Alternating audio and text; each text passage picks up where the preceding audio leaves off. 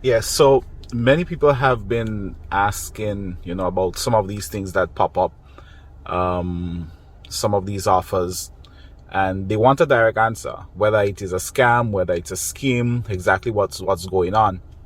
And I think people we need to understand that sometimes it's not as simple as just being able to say, hey, the intention behind this is nefarious.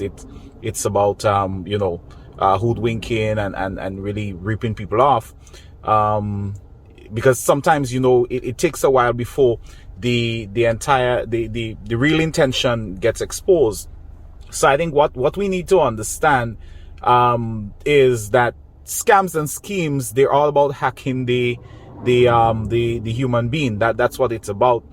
It's about abusing, manipulating, greed, our fear of missing out, just generally wanting to have things.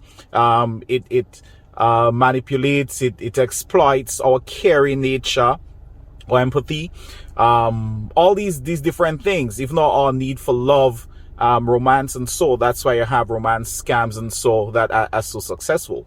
So I think at the end of the day, what we need to probably focus on is not short circuiting the decision making process and saying, hey, just tell me, is it a scam or not? But actually putting some thought into what is presented, what you're looking at. Does it make sense? Is it sustainable? Is it a business model that can actually work? Can whatever is being offered, can it be delivered under the conditions that are stipulated? You're told that this investment, there is 0% risk of you losing your money. That is not realistic. There is always risk. There is some level of risk to just about everything you could think about. So I think at the end of the day, that's what it boils down to, really. Does it make sense? Whoever is behind it, is this somebody you can trust? Are there past experiences that you're able to see sort of like a mirror effect?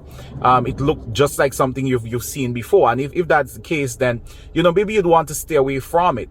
Because I think you have to understand sometimes just coming out and say, hey, this is a scam, this is a scheme, can put people in trouble if in fact it pans out that it is legit. But there are red flags that should act as warning signs to you. If we look in Grenada at what happened previously, you look at the SGL holding thing. A lot of people made a lot of money out of that, but a lot of people lost money as well because of what was happening in the background. There are other scams and schemes we've heard of, whether it's in the US or within the Caribbean. And again, there are people who walked away making money, but the majority of people will lose money. That's the nature of these things.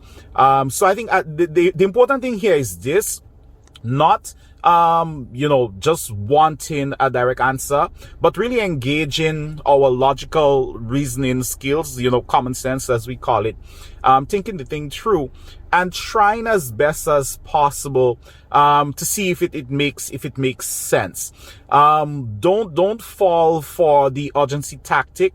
And sometime soon we're going to talk about all these different psychological elements that are employed or used in the carrying out of these things, whether it's the rule of reciprocity being brought to bear on you to separate you from your money, or empathy and some of these other things playing into our confirmation bias or other form of biases. And so we'll talk about that. But I think one that is very common is the urgency tactic.